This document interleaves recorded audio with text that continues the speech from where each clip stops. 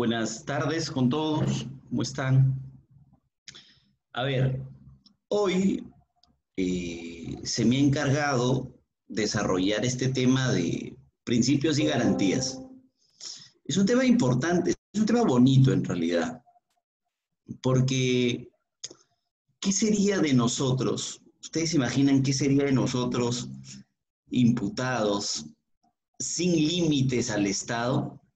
O sea, ese es el análisis de hoy. Uno normalmente piensa que nada le puede pasar, que nada le debería pasar, y por tanto es por eso que mira el proceso penal muy lejano y termina analizando el proceso penal como si fuera solo un libro, o sea, como si fuera solo teoría, es algo que se estudia en el extranjero o es algo que estudiando algunas horas ya uno puede ejercer. Pero el proceso penal y el derecho en general es mucho más que eso, ¿no? El derecho es una serie de límites, o sea, el proceso penal es un límite en realidad, en sí mismo, porque hay una frase que a mí me gusta mucho que dice, si el derecho penal es la espada, entonces el derecho procesal penal es el escudo, porque el derecho penal sanciona conductas, ¿cierto? El derecho penal dice qué es lo que una persona debe hacer para merecer una pena, y de ahí que, por ejemplo, algunos sostengan que el delincuente en realidad no incumple la norma, sino que la cumple, o la ley, sino que la cumple, ¿no? El Código Penal dice el que mate a otro y tú bien obediente vas y matas. Entonces te has hecho acreedor a una pena privativa de libertad. Pues la cumples, no la incumples en realidad. Pero ¿saben qué pasa? Que como cualquiera puede caer en ese problema y cualquiera puede ser estigmatizado, por ejemplo, les voy a dar un nombre. Yo ahorita les digo, Pedro Chávarri, ¿qué se les viene a la mente? ¡Ah, corrupto, basura, maldito! Maldito fiscal, cuello blanco, ¿sí o no? ¿O me equivoco? Yo les doy otro nombre. Walter Ríos, que se pudra en la cárcel, maldito, ¿sí o no? Porque el derecho penal estigmatiza, siempre estigmatiza. Tú no sabes si es cierto o es falso lo que está pasando con esas personas, pero tú ya tienes una idea. Tú ya más o menos crees saber qué es lo que ha pasado sin tener un resultado de por medio. Entonces, para que cosas como esas no pasen, existe el proceso penal. Porque finalmente, amigos, si todos creemos que son responsables, ¿para qué los procesamos? ¿Por qué mejor no los condenan de una vez? ¿No es lo más lógico? O sea, si yo les doy un nombre y nadie en no sé cuántas personas, hay 144 personas conectadas. Si yo les doy un nombre y nadie en este grupo duda que esa persona sea culpable, entonces ¿para qué hacemos proceso, por el amor de Dios? Condénenlo de una vez, córtenle la cabeza de una vez. Y hagamos una encuesta vía Facebook para ver si debe ser condenado o debe ser absuelto. Entonces, ¿podría ser un buen termómetro? Sí. Para que cosas como esas no pasen, o sea, para que no terminemos convertidos en trogloditas, todos nosotros como ciudadanos, existe un proceso penal. Entonces, el día que uno dice, esas cosas no me pasan a mí, esas cosas le pasan a otros, a los delincuentes les pasa, a mí no me pasa. A ese día, el derecho se convierte en un libro, nada más. Entonces, el día que uno interioriza que esas cosas también nos pueden pasar a nosotros, ya sea porque nos metimos con la persona equivocada, ya sea porque podemos cometer delitos culposos, ya sea porque en este bendito mundo las injusticias existen por todos lados. Ya sea por X razón, amigos, el derecho tiene que verse como si también nos pueda pasar a nosotros. Entonces, si también nos puede pasar a nosotros, entonces yo les doy una sugerencia. Hay que pensar en el proceso como si nosotros mismos fuésemos los procesados. Y no pidamos para otros lo que algún día puede terminar en nosotros mismos. Mucho cuidado. Entonces, a partir de ahí, si el derecho procesal penal es un escudo y el derecho penal es una espada que va buscando sangre por ahí, y es muy sencillo para cualquier persona decir este es culpable y encerrar a alguien, entonces cualquiera de ustedes podría decirme a mí, Jefferson, tú eres un maldito corrupto, ahorita, en mi cara. Entonces yo lo que le tendría que decir es, espérate un ratito. Ahí está el derecho penal, está bien, que busca sangre, que es la espada, pero gracias al cielo existe un proceso penal. Y ese proceso penal es el escudo.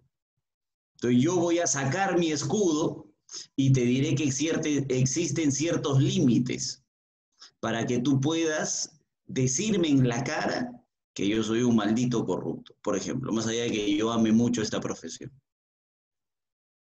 Entonces, ahí surgen, amigos, los llamados principios. Los principios no son más que límites a esa potestad estatal, porque para el Estado es demasiado sencillo encerrar personas. Es más, antes ese poder lo tenía una sola persona, entonces, ya sea un emperador, ya sea un dictador, ese poder de decidir quién es culpable y quién es inocente, o quién vive o quién muere, se resolvía con un pulgar arriba o con un pulgar abajo. O sea, revisen ustedes época romana. O sea, vive, muere, ¿qué dice el pueblo? O sea, muere, entonces ya, pulgar abajo, listo, es culpable, se acabó el problema.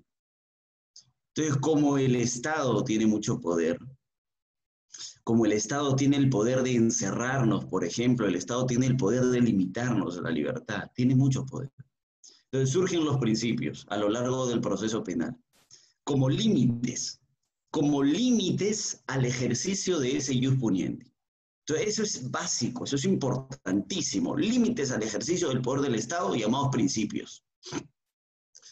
Pero al mismo tiempo, los seres humanos, nosotros, durante mucho tiempo hemos luchado por consagrar derechos, siempre. Normalmente la historia demuestra que consagrar un derecho lleva demasiado tiempo, muchos años. Hoy, por ejemplo, quieren consagrar nuevos derechos a través de nuevas luchas. Les puedo hablar hoy, por ejemplo, de los derechos de la comunidad LGTBI, por ejemplo. ¿Luchan ellos por consagrar algún derecho a igualdad, como ellos quieran llamarlo? Sí, claro. ¿Algún día lo lograrán? Bueno, dependerá de la lucha que les tome. Nosotros en algún momento hemos luchado para poder votar, por ejemplo. O sea, la mujer ha luchado durante mucho tiempo para poder participar en política, claro. ¿Logró consagrar ese derecho? Sí, por supuesto. ¿Nosotros hemos luchado para dejar de ser esclavos? Sí, claro. ¿Hemos luchado durante mucho tiempo para que se nos trate como inocentes? Sí, por supuesto. Tenemos una serie de derechos a los cuales hemos consagrado y hemos arribado gracias a una lucha histórica muy importante. Durante mucho tiempo luchamos para que no nos torturen por declarar, por ejemplo. Durante mucho tiempo hemos luchado para que el guardar silencio sea un derecho. ¿Ustedes se imaginan luchar tanto y tener ciclos enteros de historia, de consagrar derechos, para que venga alguien y les diga, no, si guarda silencio igual lo condeno, o uso su declaración en su contra?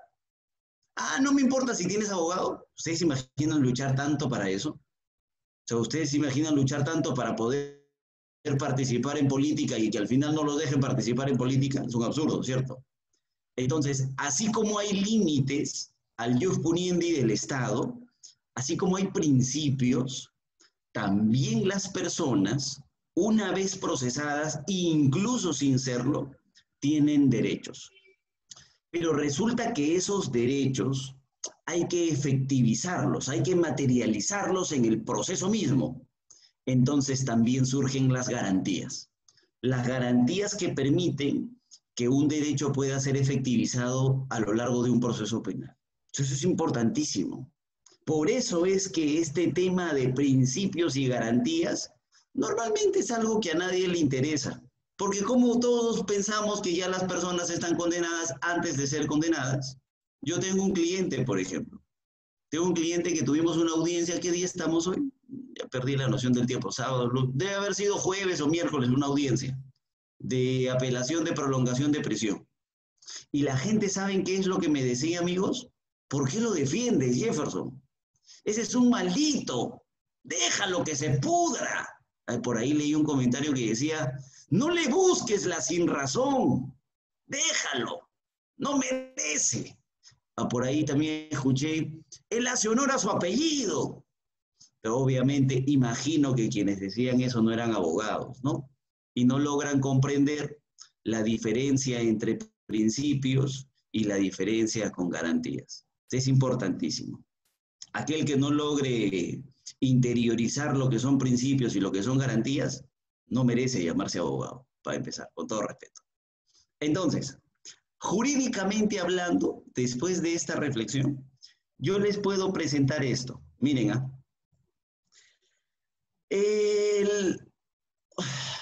los principios pueden ser divididos en tres grupos.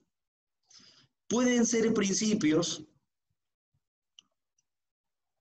derivados del derecho penal, ese es un primer grupo. Un segundo grupo son principios estructurales del proceso y un tercer grupo son principios, pero ya del procedimiento, son como procedimentales, ¿correcto? Tres grupos.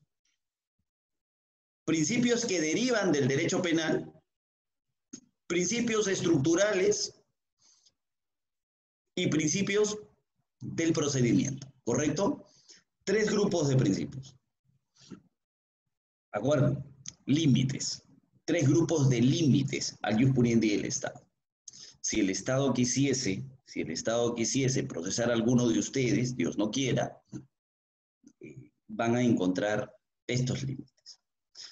Dentro del primer grupo, que son principios derivados del derecho penal, uno encuentra, por ejemplo, al principio de legalidad. O sea, eso es lo más importante que puede existir. ¿Por qué? Porque gracias a una lucha consagrada, nosotros tenemos materializado un código procesal penal, por ejemplo. Obviamente, deriva del derecho penal, claro, el principio de legalidad, ¿cierto? Uno analiza la tipicidad de la conducta, el desarrollo de cada uno de los elementos del tipo, excelente. Pero ese principio de legalidad es derivado al proceso penal, claro. ¿Nosotros tenemos regulado un proceso penal legalmente? Por supuesto, ¿cierto? Por ejemplo, la ley dice, el Código Procesal Penal dice, que a una persona la pueden investigar en etapa de investigación preparatoria formalizada por el plazo de 8 meses, en un caso complejo, ¿cierto? Ustedes conocen, yo parto de la idea de que ustedes conocen perfectamente esa ley. Pero el código dice también que se puede prorrogar ese plazo, se puede ampliar por 8 meses más, ¿sí o no? Ojo, de investigación, ¿ah? Sí. Ok, perfecto. Se acaban los 8 meses iniciales y se acaban los 8 meses de prórroga. ¿La ley permite una ampliación más? Ya no, ¿sí o no? Entonces, si tú me quieres seguir investigando, tienes que respetar la ley, porque el principio de legalidad así lo manda.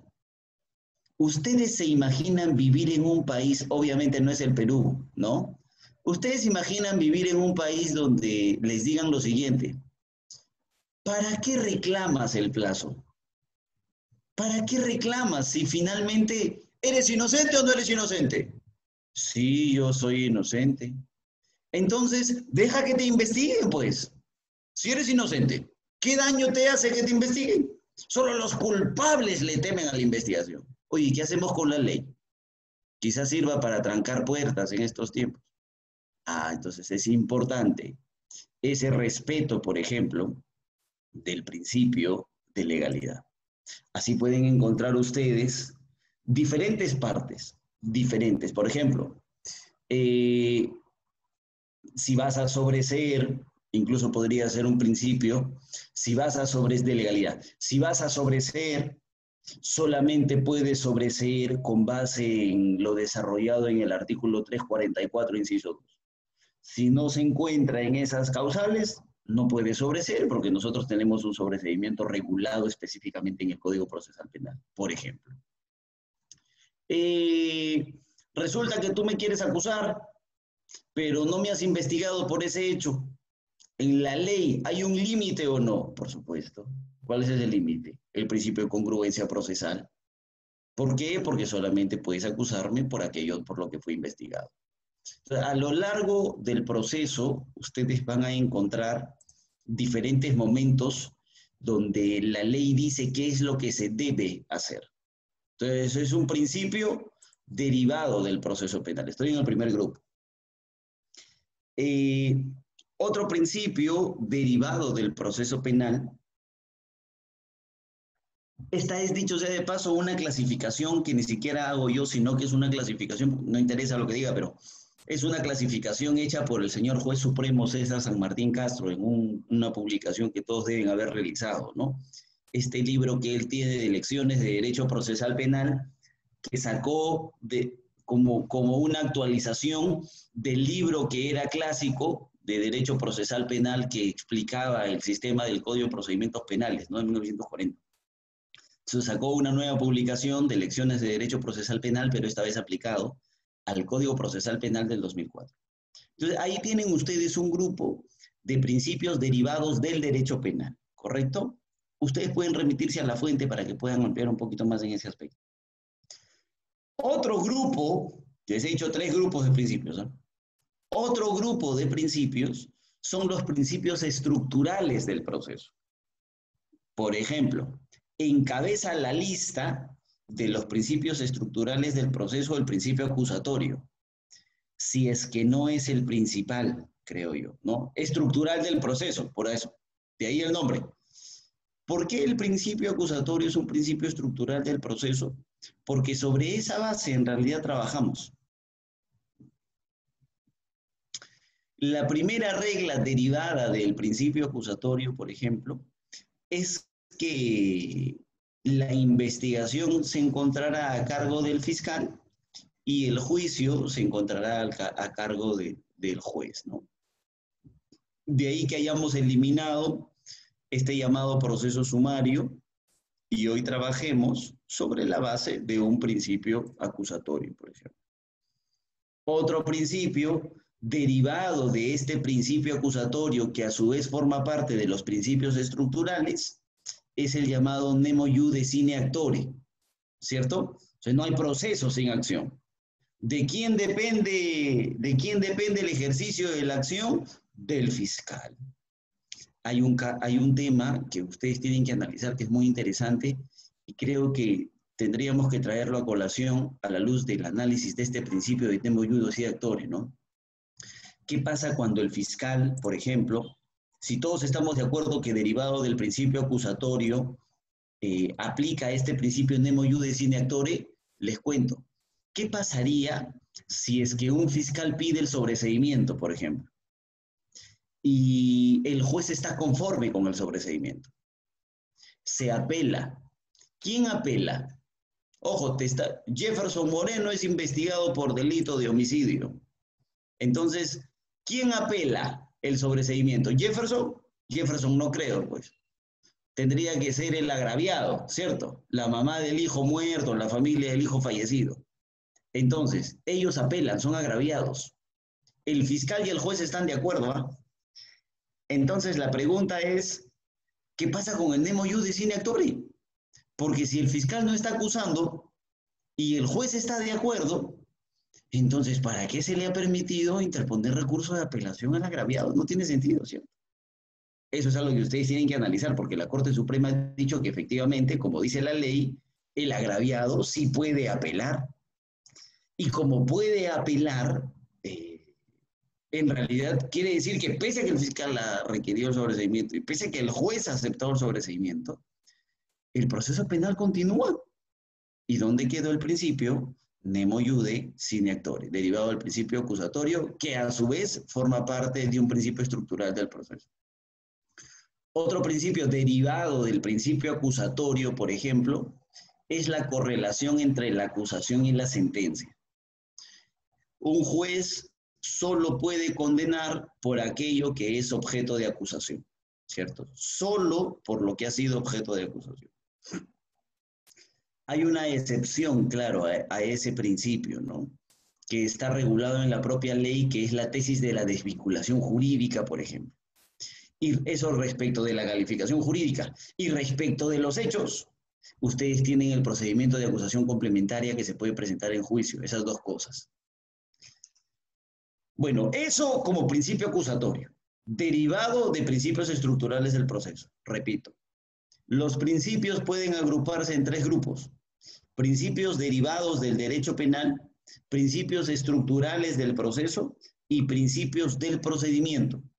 Entonces, derivados del derecho penal son varios, que por tiempo no puedo desarrollar todos, nos tomaría, hablar de cada principio nos tomaría siquiera 2 días. Entonces, trato de desarrollar los más importantes.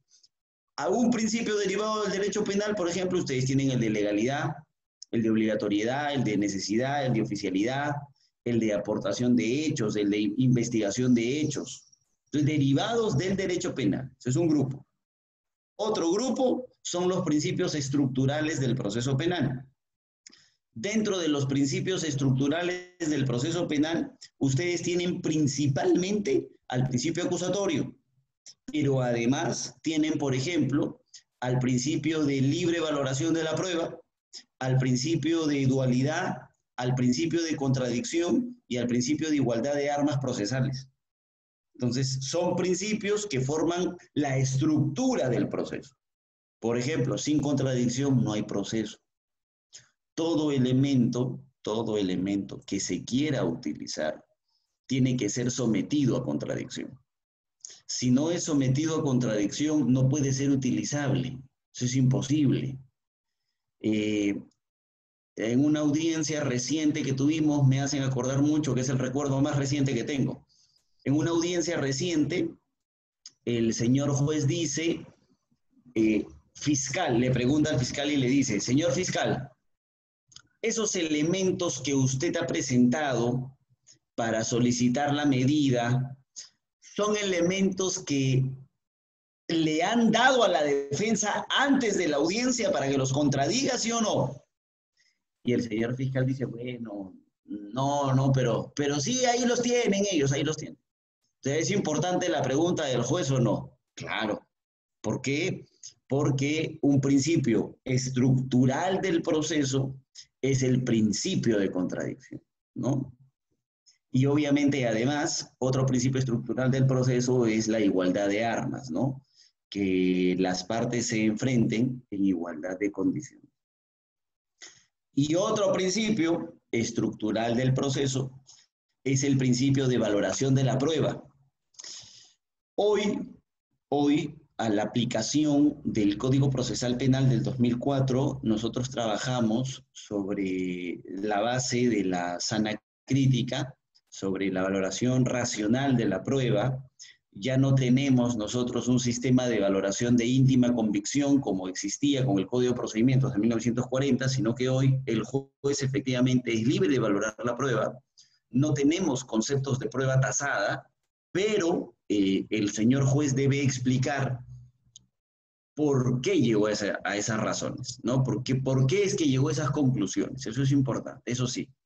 El juez tiene que explicar. Y obviamente eso lo hace a través de principios de lógica, a través de leyes de ciencia, a través de máximas de la experiencia. Por eso es que nosotros se dice tenemos un sistema de libre valoración racional de la prueba que es determinada por la sana crítica, ¿no? Esos son principios estructurales del proceso. Y otro grupo, el tercer grupo finalmente, son los principios del procedimiento, ¿correcto? Y los principios del procedimiento son 4, básicamente. Primero está el principio de oralidad, está el principio de publicidad, está el principio de inmediación y está el principio de concentración. Son principios del procedimiento.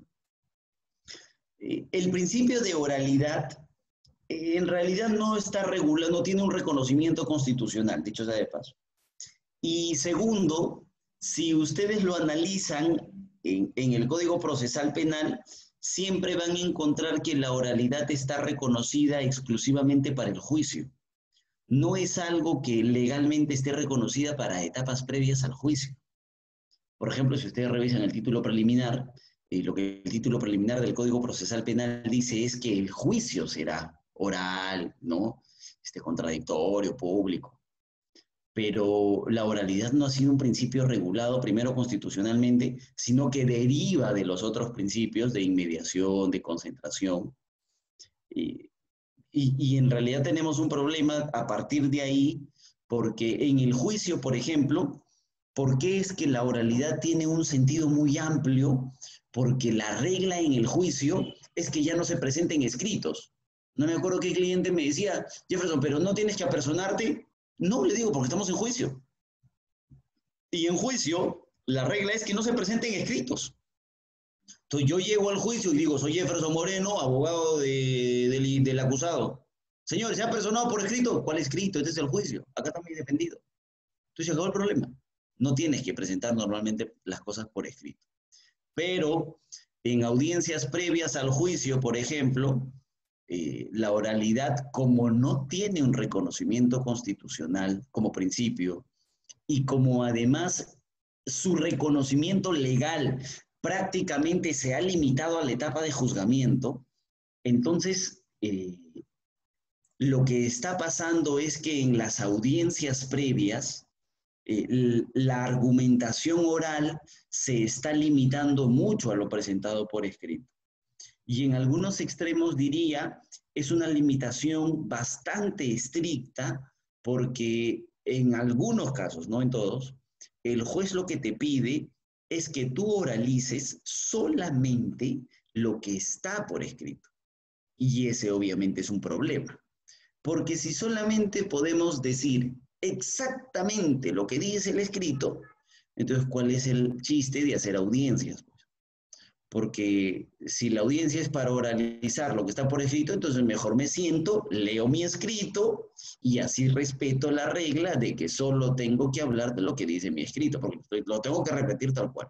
No lo puedo aumentar ni quitar nada. Eso es un problema.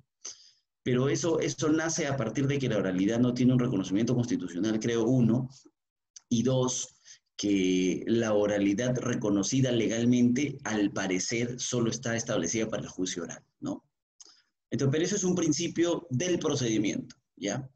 Un segundo principio del procedimiento es la inmediación. Y ese es importante, porque es un principio que en realidad aplica al juicio específicamente, y lo que busca es que el juez tenga contacto directo con las partes y con los medios de prueba. En tiempos de pandemia, amigos, al día de hoy, se están llevando adelante juicios.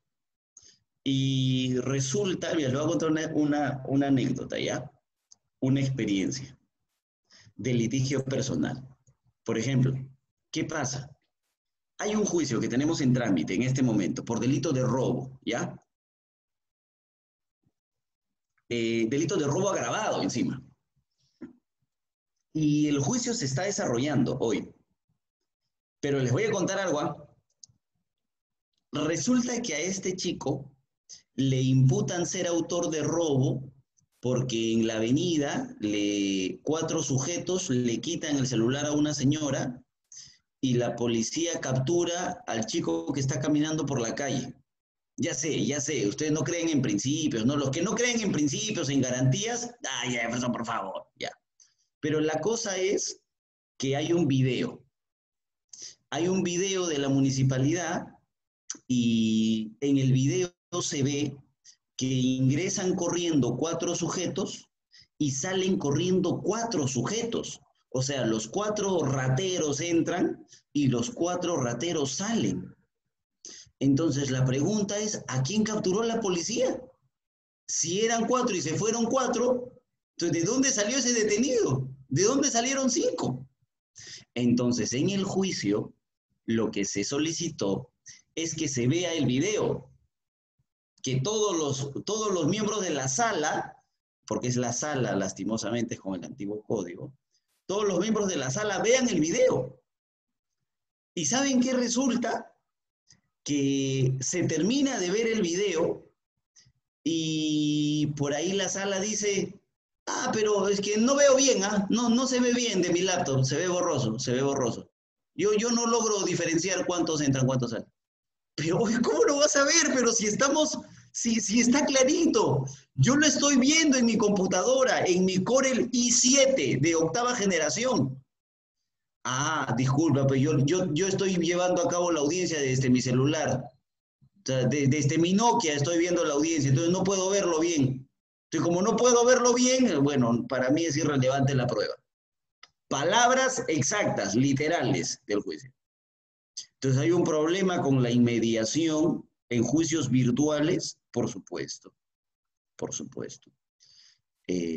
Pero para los que no lo creen, hay un principio que se llama el principio de inmediación, ¿no? Parece ser que más importante es correr contra el tiempo, porque como les digo, ¿no? A muchos no les interesa este tema de los principios y las garantías, y lo que hay que hacer es juicios, necesitamos producción. Oye, y los principios no importa, producción primero, producción. Condenas queremos, condenas, y ya está clarito qué es. Entonces, ¿para qué proceso? Pero bueno, disculpen, pero ahí hay un principio del procedimiento. Otro principio del procedimiento es la concentración. La idea es que los juicios, por ejemplo, se desarrollen en una sola sesión. Hasta ahorita no he visto un solo juicio, no he tenido la experiencia de estar en un juicio que se haya hecho en una sola sesión, por ejemplo. Nunca he estado, hasta ahorita. Ni uno. Pero bueno, lo que el código manda es que los juicios se desarrollen en una sesión única, por ejemplo. Pero que si es que se prolongasen más sesiones, entre sesión y sesión no puede haber más de 8 días. Ahora, esa regla ha sido trasladada a la etapa intermedia, por ejemplo. ¿Por qué? Porque en la etapa intermedia nosotros teníamos demasiados problemas. Y hay etapas intermedias que duran años. 1 año, 2 años. Tengo etapas intermedias que hasta ahora, antes de pandemia, claro, no programaban, ¿no? Y ahora el legislador dijo, esto ha sido en el año 2017, si mal no recuerdo, a través del decreto legislativo 1307, el legislador dijo, no, espérate, ya mucho demora, y le ha puesto plazos. Y ha dicho que las audiencias de control de acusación también deben realizarse en una sesión y excepcionalmente en diferentes sesiones, pero entre sesión y sesión no puede haber más de 8 días, ¿no? Porque pasaba mucho que tú ibas a un control de acusación en enero, avanzabas un poquito y te reprogramaban para marzo, o para abril, para mayo, no porque el señor juez no quiera, sino porque no tiene tiempo. O sea, no, la agenda la tiene llena, existe demasiada carga procesal. Pero la idea es respetar el principio de contradicción, ¿no? Y por último, como un principio del procedimiento, ustedes van a encontrar el principio de publicidad. Importantísimo, sobre todo en estos tiempos. Lastimosamente, el problema está en que ustedes saben que el Poder Judicial tiene un canal de televisión, ¿cierto? Que es este canal Justicia TV. Y los abogados se han convertido en una serie de actores de televisión, porque sales en televisión. Entonces, solo algunos casos son casos que son transmitidos en Justicia TV hoy.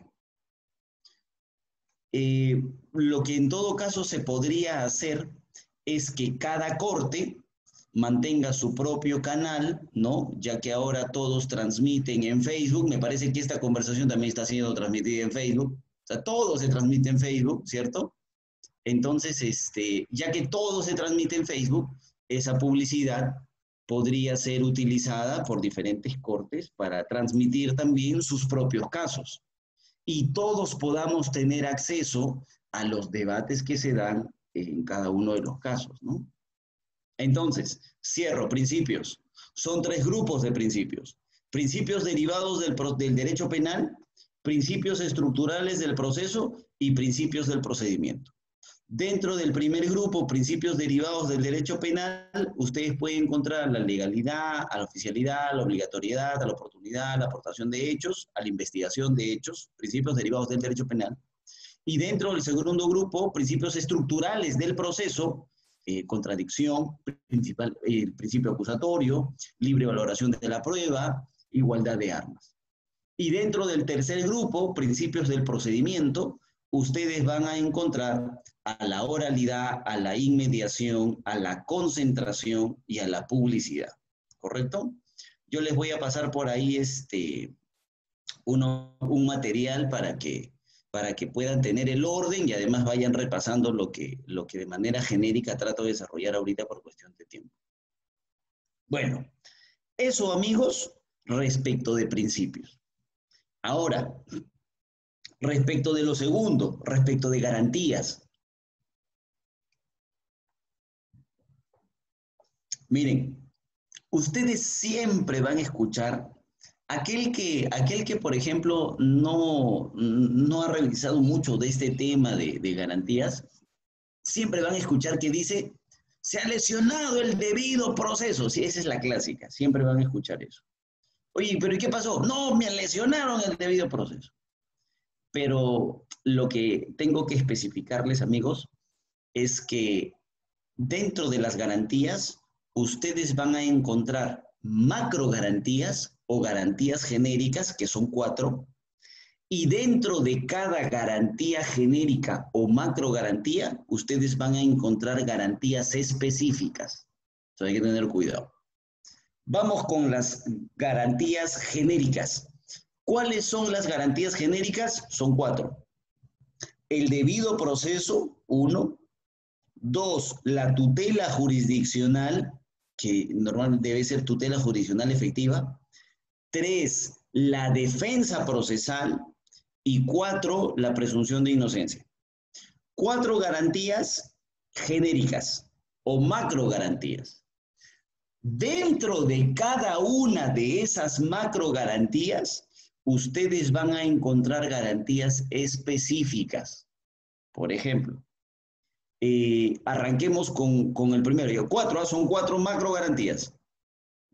Debido proceso, tutela jurisdiccional, defensa procesal y presunción de inocencia. Vamos una por una.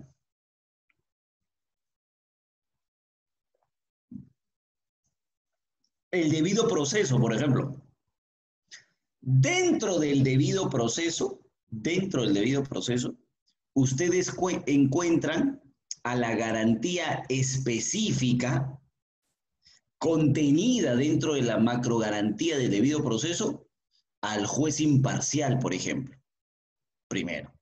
Entonces, si les lesionan ustedes esa garantía específica, ustedes dirán, ¿se me ha lesionado el debido proceso? Sí, pero en su contenido de juez imparcial. Entonces, ya no es solamente debido proceso, porque si dices debido proceso, entonces, ¿se me ha lesionado el debido proceso? Ah, quiere decir que se te ha lesionado una macro garantía, pero necesito saber qué garantía en específico dentro del debido proceso se te ha lesionado. ¿Correcto?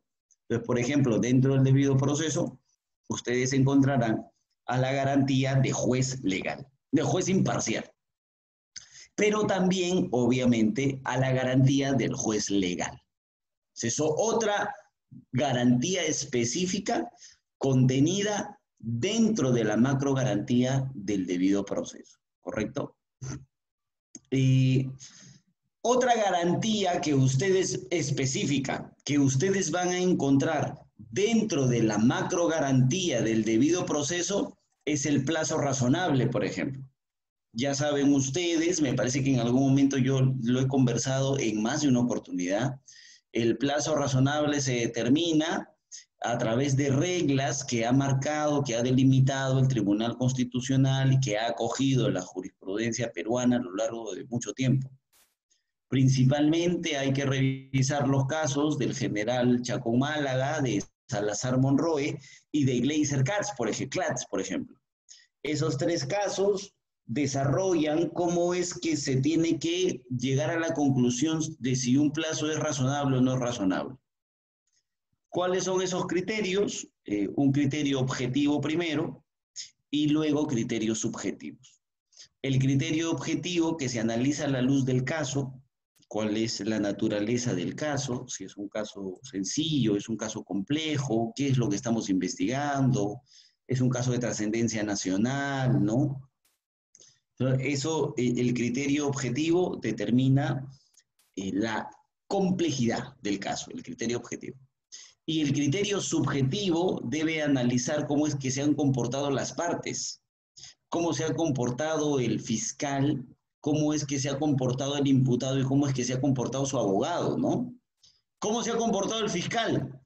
Por ejemplo, me hacen acordar, no sé por qué estos temas dan en el clavo. He tenido una audiencia reciente donde el fiscal decía, necesito que se quede preso porque todavía me faltan hacer actos de investigación. La pandemia no me deja, no puedo trabajar. Entonces resulta que ese acto de investigación venía pendiente desde el 2018.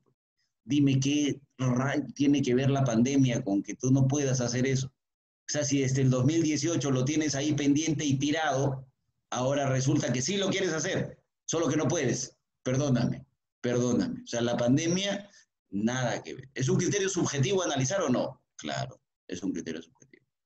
Resulta, por ejemplo, que el fiscal dice, necesito hacer un peritaje de un celular. O sea, clarito, me acuerdo, pero es que he llorado sangre ese día. Necesito hacer un peritaje de un celular.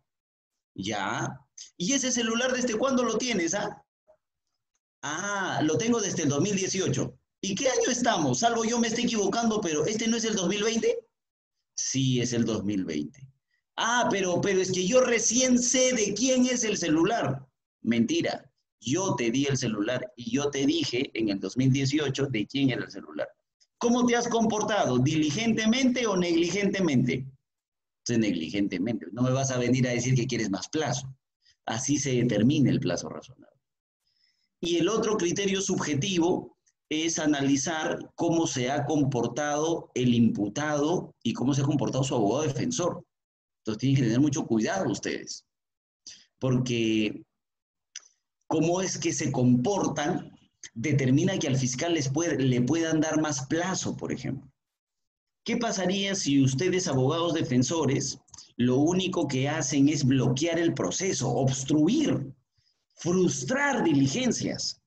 Ah, entonces ese es un criterio a tener en cuenta para saber cuándo un plazo es razonable, por ejemplo, ¿no?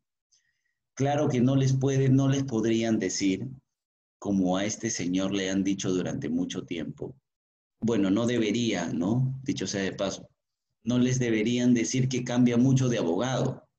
Ya mucho cambia de abogado, ¿cómo puede ser posible? ¿Tanta plata tiene? Ah, no, no es que tenga plata, sino más bien que no tiene. Entonces, como busca amigos, apersona un abogado por cada diligencia. 15 veces ha cambiado de abogado. La pregunta es si ha obstruido algún acto de investigación, por ejemplo, ¿no? Si no ha obstruido ningún acto de investigación, entonces pues no ha frustrado nada en el proceso. Entonces, ese es otro criterio del plazo razonable. El plazo razonable como una microgarantía o garantía específica dentro del debido proceso. Además, está, por ejemplo, la legalidad procesal penal también como una microgarantía dentro del debido proceso, ¿ya?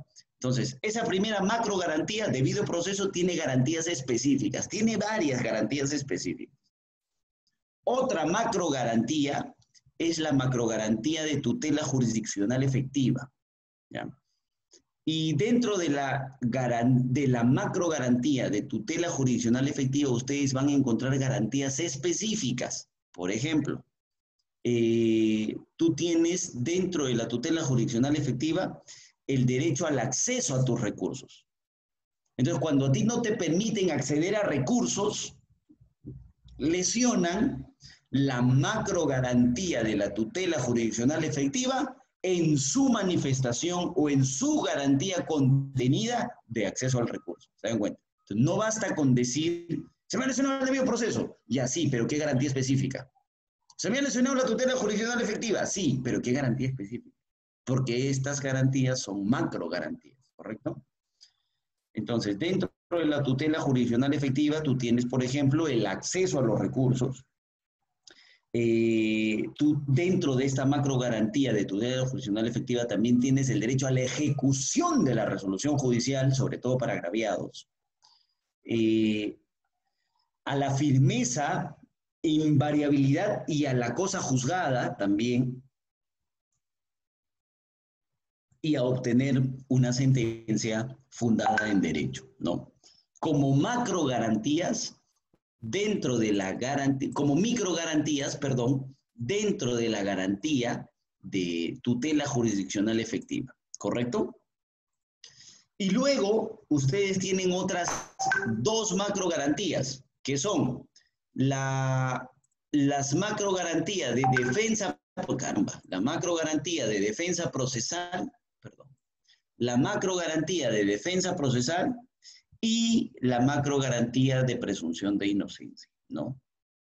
La macro garantía de defensa procesal también tiene garantías específicas, contenidas. El derecho a contar con un abogado de tu libre elección, ¿no? El derecho a participar en todos los actos de investigación, el derecho que a tu abogado se le permita contrainterrogar testigos dentro de la macro garantía de defensa procesal, ¿correcto? Y dentro, la cuarta macro garantía sería la macro garantía de presunción de inocencia. Dentro de esa macro garantía de presunción de inocencia, por ejemplo, ya ustedes encontrarán que la presunción de inocencia termina siendo una regla de tratamiento al procesado. Lo que yo les decía ahora, si yo les doy un nombre, ustedes, imagino, me dirán es un inocente procesado, ¿no? Para los que aman el derecho, es un inocente procesado. Para quienes simplemente el derecho sea, pues, o el proceso sea una mera formalidad, serán personas culpables que lo único que están haciendo es esperando que les corten la cabeza, ¿no? Hay que tener mucho cuidado porque no nos vaya a pasar, decía Binder, lo que le pasa al creador de las guillotinas, ¿no? ¿Se acuerdan? ¿Se acuerdan esa frase, no? Porque el creador de la guillotina se enamora, obviamente, de cómo brilla la madera, de qué tan filosa es la navaja, y termina olvidando que hay un ser humano que pierde la cabeza, ¿no? Entonces no nos vaya a pasar lo mismo. Dice el profesor que eso pasa con el derecho procesal penal también. ¿Ok? Entonces, amigos, eso, respecto de principios y respecto de garantías. Es algo que hay que tener claro y es algo que hay que tener muy analizado, muy mapeado. Es un tema demasiado amplio en realidad, pero es más de análisis personal. Cumplo con trasladarles esa información. Yo ahora les mando este material que tengo para que puedan llevar ese orden de principios específicos y de macro garantías y de micro garantías. Si tuvieran alguna pregunta, quedo a su disposición en este momento. Pueden hablar ahora o callar para siempre.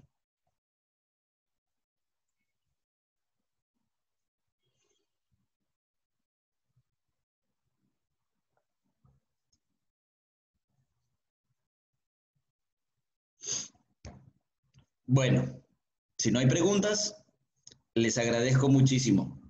Les agradezco el tiempo. Tengan ustedes un espectacular fin de semana. Cuídense mucho y por favor, si pueden, no salgan de sus casas. Que se ha acabado la cuarentena, pero no se ha ido el virus. Entonces hay que tener mucho cuidado. Cuídense mucho. Un fuerte abrazo. Gracias, doctor. Muchas gracias. Gracias.